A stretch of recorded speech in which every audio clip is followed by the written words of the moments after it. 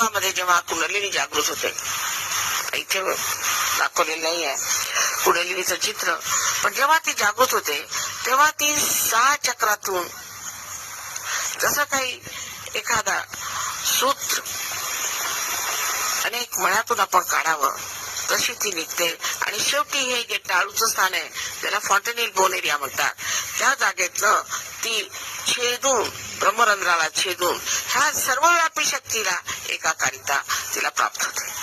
ही सर्वव्यापी शक्ती आहे आणि ती अत्यंत सूक्ष्म आहे. त्याच्यामध्ये ही एक घटना आपल्यामध्ये झाली पाहिजे.